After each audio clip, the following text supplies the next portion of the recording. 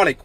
دلوقتي انتشرت من امبارح كده، كل الناس بتتكلم حتى الصفحه عندنا عن وداعا اكسنت ار بي. خلاص احنا نهايه اكسنت ار بي، والتوكيل مش هيصنع العربيه تاني ومش هيجيب العربيه تاني. فحبينا نعمل الفيديو ده عشان نشرح للناس كده بهدوء، زي الناس اللي بتحب تسمعنا. اما الناس اللي بيقعدوا يشتمونا، يعني احنا داخلين على ايام مفترجه، هندعي عليكم عشان نسامحكم.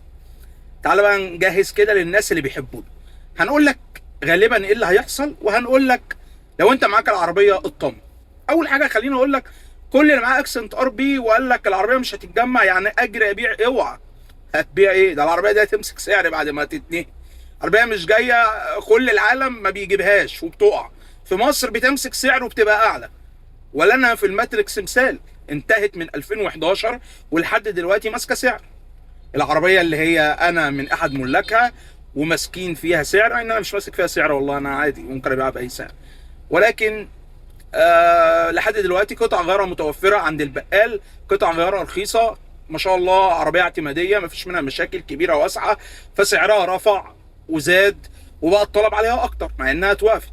فتوقع الاكسنت، تتوقع في مصر اي حاجه زي كده. يعني انا معايا العربيه ما اخافش، لا ما تخافش، قطع غيارها متوفره وكل حاجه فيها متوفره، وحتى لو اتوقفت هي موجوده زي الفيرنا، زي العربيات اللي كلها اللي اتوقفت موجوده وبتتباع وقطع غيار، فما تقلقش من اي حاجه. طب هل في بديل؟ خليني اقول لك على حاجه. هو ليه اصلا التوكيل يعمل خطوه زي دي مع ان العربيه دي بتتباع وعربيه مشهوره ومنافسه للنيسان صاني؟ هل الوكيل بيعمل كده عايز يخسر؟ لا طبعا، مفيش حد عايز يخسر يا صاحبي. الوكيل ما يعملش الخطوه دي لما يبقى دارس الخطوه اللي جايه، وممكن لو لقى الخطوه اللي جايه مش على هواه يرجع العربيه تاني، مفيش مشكله.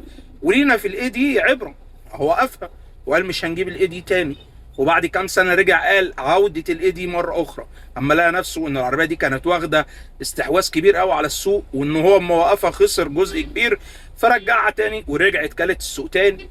فلذلك الاكسنت ار بي لو لقى نفسه مش مستفيد يرجع لتاني الاكسنت ار بي ويرجعها تاني. ولكن البديل، في نصيحه انا ممكن اقدمها وفي رايي ان هو بيقول هيجيب الشنجان اللي ايده الجديده وهيجمعها، وهتبقى هي دي البديل بتاع الاكسنت ار بي. ورايي مش هو ده البديل، يعني متهيالي مش هو، او مش هيبقى هو ده اللي هيحصل، لان هو كده كده هيبيع، الايده هتتباع مش هتقف، لانها عربيه كويسه برضه مش وحشه، وهتتجرب وهنشوف الفتيس اخباره ايه والمكنه، وقال ان العربيه كويسه فهتبقى بياع. ليه ما بيعش الاثنين؟ خليني اقول لك، الاكسنت ار بي مبيعات الفئه الاولى فيها كانت ميته، عربيه بلا امان بلا رفاهيه بلا اي حاجه، هي حته حديده ماشيه بس اعتماديه، موتور وفتيس اعتمادي، فكان مبيعاتها قلت، والمبيعات كانت شغاله على الفئه الثالثه والرابعه تقريبا اللي فيهم كل حاجه، وكانت عربيه كويسه وكان سعرها غالي.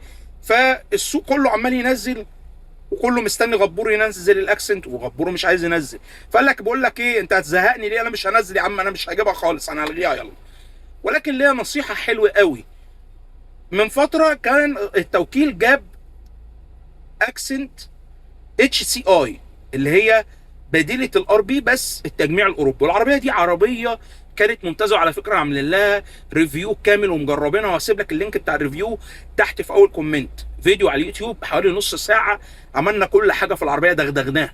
وعربيه كانت حلوه قوي من الفئه الثانيه والثالثه. الاولى كانت بيخيرك، يعني بص، عمرك شفت كده في العالم بيقول لك الفئه الاولى يا تختار رفاهيه احط لك مثبت وفتحه سقف وادلعك يا معلم بس ممكن تموت عشان ما فيش امان، يا تختار الامان وتحافظ على نفسك بس تبقى قايم في العربيه كده مش طايق نفسك، تجيب تسكين كده صغير وتشغله وتدلع نفسك. انما ما عنديش الاثنين، عايز الاثنين ادفع اكتر اديك الاثنين. فالعربيه دي اشتغلت شويه وباعت حبه حلوين، بالرغم انها تجميع اوروبي وقطع غيارها مش متوفره، بس باعت، وكانت عربيه ممتازه بصراحه، واستهلاك البنزين كان 5 لتر كل 100 كيلو، كانت عربيه تحفه. ولكن بعد فتره مع ارتفاع الدولار قام وقف العربيه دي عشان بدات توقف له عربيات ثانيه. فرايي الافضل لو هتوقف الار بي هات لنا الاتش سي اي، رجع لنا تاني وجمع لنا في مصر، وهتبقى صفقه ممتازه. ولكن حتى الان هيونداي اكسنت ار بي توكيل غبور، يا ترى ايه البديل؟ هو مجهز البديل، يا اما هيجيب لنا شكل جديد ويحطها تحت اي مسمى، يا اما الشنجان ايده اللي الناس بتقول عليها، يا اما يفاجئنا ويحط الاتش سي اي اللي كلنا عايزينها. بس كملاك للاكسنت ار بي اوعى تقلق ولا تخاف، عربيه متوفره، واما بتتمنع في مصر السعر بتاعها بيرفع كالعاده يعني في مصر. اي سؤال سيبوا لي في الكومنتات. جمعنا الله واياكم في جنه عرضها كعرض السماوات والارض. رمضان كريم. السلام عليكم.